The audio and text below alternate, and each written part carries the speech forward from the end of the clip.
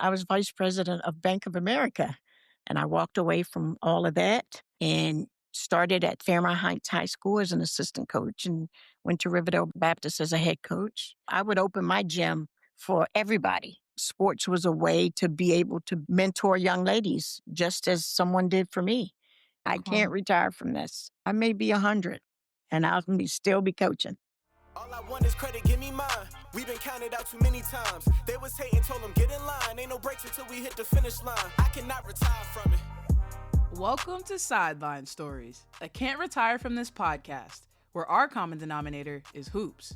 We're bringing you interviews, stories, and insight from all around the women's basketball world because, well, we really can't retire from this. Let's get into it. So we're 5 years ago. I want to talk to you and reflect on that first interview. We did Coach Hank first, and Coach Hank's interview led us to you. Okay. As the core of the story that we're telling here about DMV girls basketball. What was going through your head seeing all of us come into your gym and your space and being able to tell your story to us so candidly? Yeah, well, first of all, I was really proud to see you all because, I saw you all growing up and, the things you all did as youngsters. But I was really, really proud to see you all and to see where you all come and putting this story all together. It was just a blessing.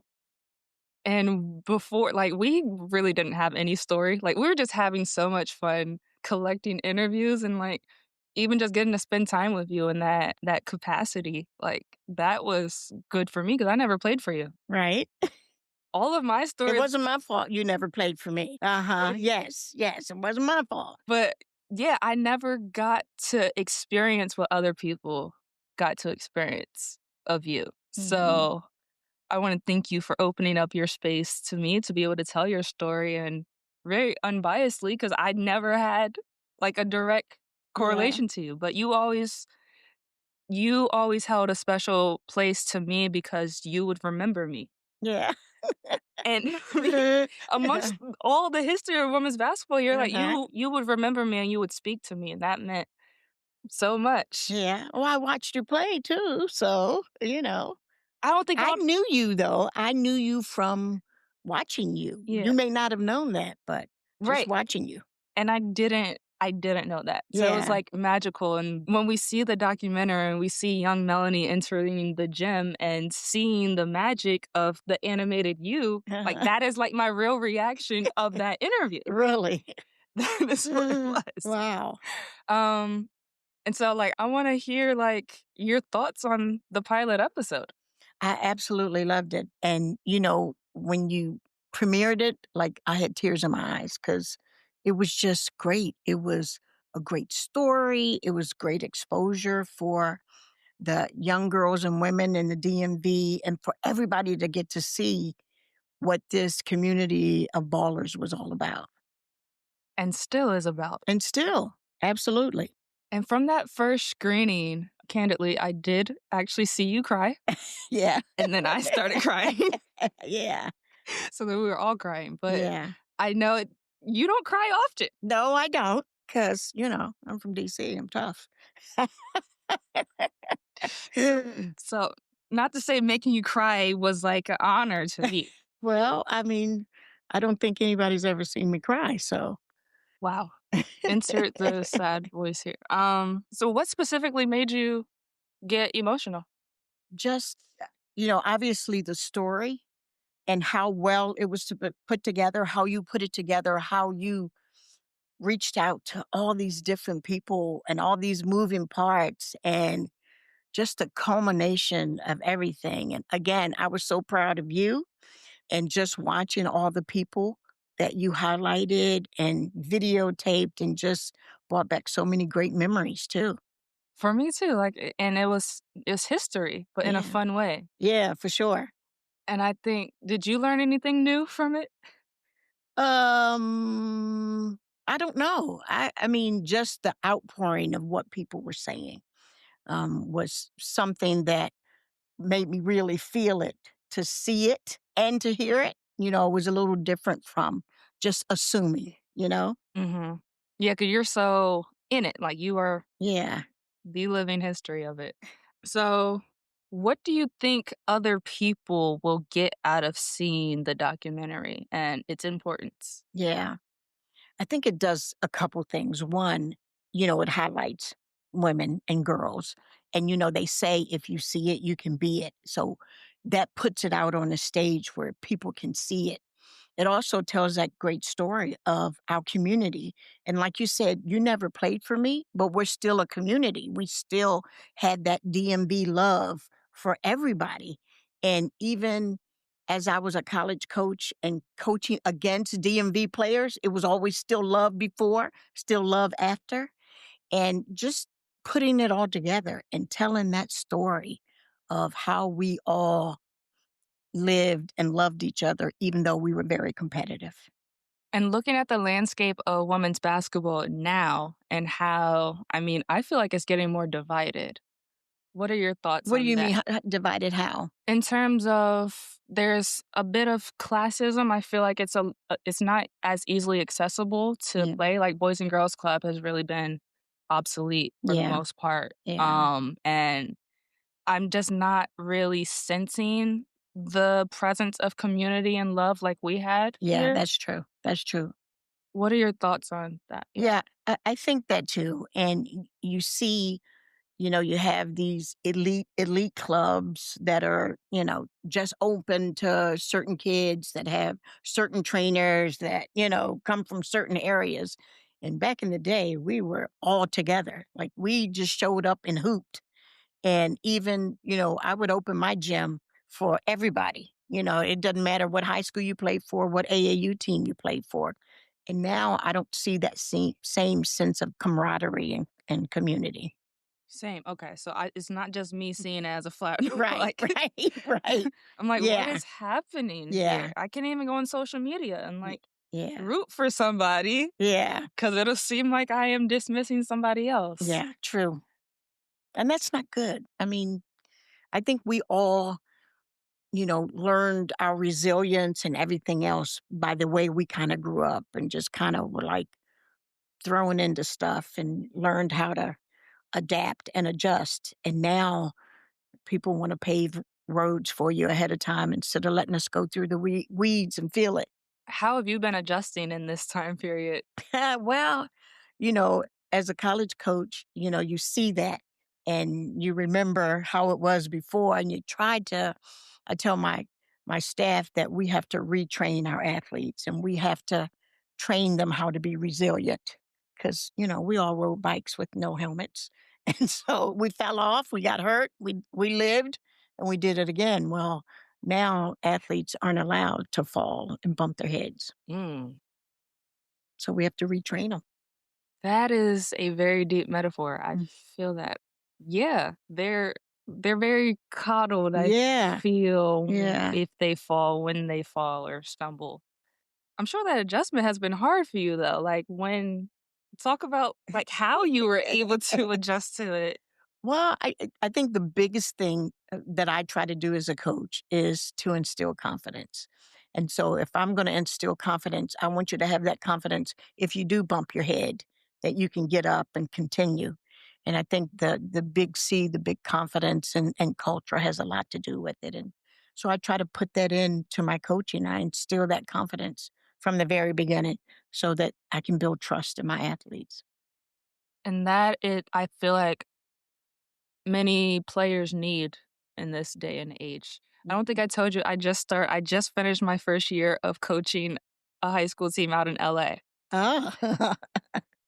And We're how was that for you? we're not gonna go into the depths of the season, but I really enjoy my players and they Mhm. really want to learn this sport Yeah. and they want to get better. Also, a handful of them did come to the screening for Can't Retire out in LA. Oh, So nice. they got to see your story and be inspired by you Oh, as okay. well. Great. And at that same screening, Penny Toller came. Ah, okay. So my players were able to I eat. see. Yes. Oh, that's like a dream come true for some of them, right? Yes. Yeah. Like they had no clue. And Yeah. then all of a sudden, Penny Toller's right here in the audience right Right. next to them. Oh, wow. And And they don't got to see it on screen, to see it, feel it, and then kind of associate like, oh, wow, that's Penny Toll. Oh, yeah. They were taking pictures with her, autographs. Uh-huh. I was like, she's been long retired from this, but Yeah. But you can't retire from this. there we go. But that was probably my favorite moment out of all, Mhm. besides making you cry. But being able to bridge these stories and let people kind of secondhandly be influenced by you and how you were able to kind of pave the way for us. And now I am paving the way for these youngsters to come through. Yeah. It's like a full circle, purposeful thing. Yeah. And to think we just started doing interviews that summer. I know. But you know what? The thing about that is because you have that all captured, now the players today or young girls today can see that and kind of fast forward history as opposed to, just that long track. Mm, Now they can just see it all at once and be like, wow, now let me learn from that. right. So It's that's awesome. fascinating. Yeah. It like gives me chills just to Yeah, think because about. I would like to show that to my student athletes We can so put that that up. they can see. Yeah, so they can see, wow, look at all the players that came through and what they did and, you know, pass those history lessons down. We don't want it to stop. Yeah, same. And history Yeah. is being made every day. And Yeah. so absolutely. Like, and please give me your thoughts on how we can get this to more colleges and teams and Yeah. the masses per se. Yeah. I don't know. I think, the exposure of it, like, how can you all make that available for coaches like me to be able to show that to their athletes in the locker room or the film room or whatever? And they get to see some of the players that you've highlighted. And then hopefully it'll bring out the hunger in them. Like, oh man, like these are real ballers. I thought I was a real baller, but those are real ballers. Like, let me pull that hunger back out and hopefully they'll show it out on the court. Yeah, yeah, Yeah. for sure. I mean, if my high schoolers that don't play basketball at all, Mhm. they're inspired by it, Yeah. I'm sure the ones that actively are playing, Mhm. that's what I hope, that it's just something to centralize all walks Yeah. of life of people to just watch and take a nugget of inspiration Yeah. from and apply it to their Yeah. lives. I think the film is inspiring for sure. Thank you. Mhm. And it's hard for me to even get to that sense of it because I'm just so Uh-huh. in it, and I'm Yeah. like, Yeah. it's a series, so I'm Mhm. still working to figure out how to get the next 2 episodes completed too for Yeah. this DMV series. Yeah. And then ultimately, the goal is to franchise it. So I wanna be able to tell the New York City story. I wanna tell Mhm. the Atlanta story because 'cause we're not the only ones in the DMV, Right. but, We I might mean, be the best though. let them know. Let them know. But I know that there's other filmmakers like me in these cities. I know that Mhm. there's another Coach Rich in these cities Right. that have paved the way for these young ladies to be so excellent Right. on and off the court. And once they see yours, they'll say, "We have some ballers too." Right? And then there you go. Yeah. Let's get this thing franchised. Let's get this. Yes, please. Yeah. Would you like to join me on that effort? I can talk about it. Yeah, All for right. sure. Let's Okay. get it done. I would love to have you on board But because I'm really a DMVer. Like, absolutely. okay. But you're a basketballer. Yeah, you're right. You're right. You're right. I mean, Philly has a And shout out to Philly. Okay, I got. You're right. You're right. You got me. Philly is Yeah, basketball you're right. city. Because I'm sure some people would let me know back in Philly. There we go. Yes. Yeah, I'm not trying. You gotta get back into your city. I want to stop that. I'm just so inspired that we've been able to keep this going for 5 years. Yeah, I know. It's good. You all been doing a great job. I told you. I'm just so proud of you. And every time I see everything about the project, I'm like, yes, let's go. And so many facets of, I mean, even starting this podcast, Sideline Stories, Mm-hmm. and just being able to get more people to have access to insights and just just reflecting and connecting the current day to the actual documentary and all the themes that are in it. Yeah. I think that's important as well because people don't know that basketball encompasses so much. Oh, yeah, for sure. And you teach a lot of that. You still teach a lot of that. Yeah. And I'm inspired by like your social media and I see that you have carried on that Riverdale Baptist onto that. Like, can you talk about carrying on those legacies from that world to yours? Yeah, yeah. I mean, it was a very important part of my life, and of course, some players too. And so, we still continue to reach back into the DMV and Riverdale Baptist and that history. And again, I told you I'm tied to it. I mean, I absolutely love it, and I don't want it to die. And that's important. Like, we have to keep talking about it because Yes, history will die yeah, without it. correct.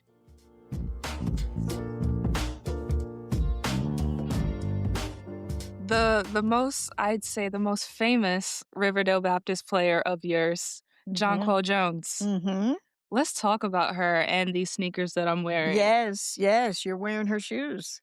It's so magical that I'm like, JJ Yes. has shoes that I could wear. Couldn't wait for this moment. Can you talk about your relationship with her now, especially after coming off of her MVP year and you were Yeah. right there next to her? Yeah. Well, obviously I raised her since she was 13. So, there's that mom daughter connection. So I'm always there for her. But I'm just so proud of her and what she's done and her goals and doing well in the WNBA. And she's won every single award except for Rookie of the Year. So, but she's doing great. And then for her to win that championship and me be there. And, as soon as the buzzer went off, security came and got me from my chair and said, "We need you on the floor." And so that was awesome. And then to be there when they named her the MVP, it was just awesome. And you were right there next to her. And I shed a tear when she shouted you out. Yeah. I was like, "Oh my gosh." And the fact, like, I was able to be in New York at that time. Like, Yeah. I was in New York for a whole 'nother shoot, and it just happened to align. It's like, Uh-huh. Yeah. It was awesome. and then I saw you on the street right after. That's right. That's right. So, and, we were hugging and talking about it, right? Because we were both feeling really, really good and really connected to it. Yeah, Because we are, right? we are. Yeah. And our paths have crossed so much. Yes. Yeah. Yes. And then I see you in LA at the game. So, like, we are connected. We're still so connected. That's That's right. incredible how. Even though your mother didn't, let you come and play Yeah, for me. Mom, where'd she go? You went to that other school. I did go to that other school. That's all right, but we're still here. We are still here, and I That's feel right. closer to you than Yes. ever. Yes. See? It all works out. Yes, yes. What were your conversations with JJ around that championship run time? Just, just keep working and just keep working hard. And, it was tight. Like it came down to the last game for them to win it. But, she's always been focused and dedicated and willing to do whatever it takes. And she played really, really hard during that series, battling through everything. And she was named the MVP because she gave every single ounce of strength she had in that series. And I'm sure it was tough for her because she had been in that position before. Yeah, 3 years in a row. How were you, like, did you give any, I know you're a coach for life. Yes. So what was like your coaching in terms of like getting her over that hump? Yeah, just being a part of a team and just understanding that, nobody wins it by themselves. And for her team to play like a team, like playing together, they're unbeatable.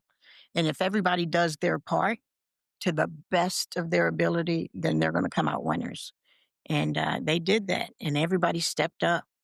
And the result was a championship. She got her ring, she had her shoes. Yes. Oh my gosh, she had her world tour. Yes. Yes. And they had the ring ceremony last week, and the rings are huge, by the way. They look. They are huge. You got to wear it? Yeah. Of course. Of course. Oh my gosh. And wait, so I got to talk to JJ at All-Star last year. Hmm. Did you know that she writes haikus? I don't know what that is. What? A poem. Oh, yes. She's been doing that for a long time. Who knew? Yeah. Yeah. Yeah, so she recited a haiku for me. Yeah. Yeah. It's like, these talents, and I've known her since she was 13 as well. Right, right. So if you could Yeah. help me help her publish a poetry book, Uh-huh. that would be Oh, that would phenomenal. be nice. Right. Yeah, for sure. JJ, the author. Yes. You know, she just got her honorary doctorate last week. Yes. Dr. Jones. Can you tell the audience that don't know? Yeah. Yes. Well, she was the keynote speaker at the George Washington University commencement last week. And she did her thing, and they gave her an honorary doctorate and draped her, and it was awesome. And George Washington and your Mhm. connection, and Uh-huh. let's talk about And so, obviously, I coached there. George Washington, she was at Clemson prior to that. And when I came to George Washington, she wanted to transfer, and she transferred from Clemson to George Washington. So, not only did I coach her in high school, I coached her in college as well. she couldn't get enough of you. No, she couldn't get enough of me. And I couldn't get enough of her. Yeah. That's so special. That's so special. Coach for life. Yeah, for sure. Um, But that's with everybody I've coached, coach for life. yeah. And that's so powerful, especially as women's basketball has changed so much, especially in these 5 years. Like, we're kind of seen as these young women are going to the pros and how Mhm. involved their coaches are still Yeah, in their life. yeah. It's kind of fascinating. I'm just watching from the sidelines, Mhm. like, what relationship did these coaches really have? But I Yeah, see what you have is really special, and other coaches should definitely see that as a blueprint yeah, for their young ladies. yeah. I mean, coaching over time is a special relationship. And that's why I decided to leave corporate America to be a coach, because I remember my relationship with my coaches. And I wanted to be able to do the same thing for players to play for me. That's special. So I have done a couple interviews over the past week with Mhm. people Mhm. um, about the documentary, about the process. Yeah. And there is a gentleman, his name is Smooth Don, who did the Can't Retire song. Oh. And he was in the audience. He's the Uh-huh. one that rapped at the beginning of Oh, our okay. screening. Okay. That was also my first day meeting him. Uh-huh. Crazy story that we'll find out later on another podcast episode. But he was in the audience that day, and he apparently had a question to ask you. Oh. Really had a question. Like, Do you remember your question? yes, I do remember my question. My question to Coach Rich was, she said she was working at a credit union. She was working at the bank, correct? And she said she quit full time and just be a coach. I guess that's where it comes back to blind faith and that dedication, that passion. I'm just like, what made you? Cause she wasn't just like a store clerk. She was like high up. So I'm like, what made you turn all that down? You really had to have a love for these up and coming kids, these children, the culture, the community of basketball. And that's one of those things where it's like it's bigger than money. Like it's bigger than life itself. So yeah, that was my question for her. I hope she even sees this. You want me to answer If that? you could answer that. So it was not a credit union. I was vice president of Bank of America and traveled all over the country doing I do. I was vice president of marketing. And so I traveled all over the country to implement programs and marketing for Bank of America. And again, so I started to, donate money locally for young girls to be able to play, to be able to play AAU ball. And I just felt like this was my calling. And so I went to my husband and I said, honey, I would like to do this full time. And he said, if that's what you want to do, then I will support you. And that's how it happened. And I walked away from all of that and, started at Fairmont Heights High School as an assistant coach and went to Riverdale Baptist as a head coach and mopped floors and all that other stuff, mopping the court to be able to change the lives of young ladies in coaching by coaching them. And I don't think a lot of people today would make that same decision Yeah. to Well, leave the highest of the high yeah. to Fairmount Heights. Yes. Yeah. Like, did you, no sense of ego, clearly. No, not at all. Just that pull, that love for relationships And sports was a way to be able to mentor young ladies, just as someone did for me. And I felt that pull and stepped away, like you said, on blind faith, and knew that it was the right decision for me. And you were not feeling that sense of purpose at your role at Bank of America. No. I love that. I love that. I have another individual. Okay. Goes by the name of Hank Lloyd. Oh, yes. My partner in crime, And Coach he Hank. had a question. Well, one question you should ask her is, how many championships has she really won? And also, how many texts has she also gotten? Well, and Coach Hank was my assistant. So we won 5 national high school championships, 5 in 8 years. Now, the technicals, they came for him, not me.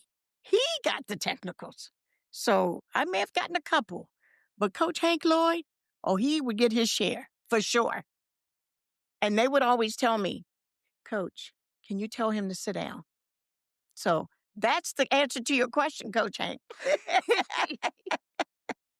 He said you would be able to count on one hand. Yes, so that's yes. so funny. All right, and one more question. So my actual host for the Sideline Stories, her name is Misha Jones. Misha is the one with the puff balls. Okay. Coach Rich has a presence. And so I want to ask her early on in her coaching career when she was helping build these different programs and coach all of these legends in our game, like when she first started out, how did she get that confidence? How did she build that presence? She might not have done it intentionally, you know what I mean? But it's there and it's palpable. And when she was first starting out, where was she pulling that from? Because people got to believe, you can't just talk the talk, you got to walk the walk, and people got to believe it. Well, I think she said it. You can't just talk the talk, you have to walk the walk. I really, really believed in my young ladies. I really believed that they had something special in them and that they could do whatever it was that they wanted to do. And I really, really believed that. And so I gave my all to doing that because I know this sport changed my life. It changed all our lives in this room. And I am so grateful to have this chat with you. So, final question. Can you retire from basketball? Never. Never. And I tell you, my husband has retired. I have not, and I have no plans to.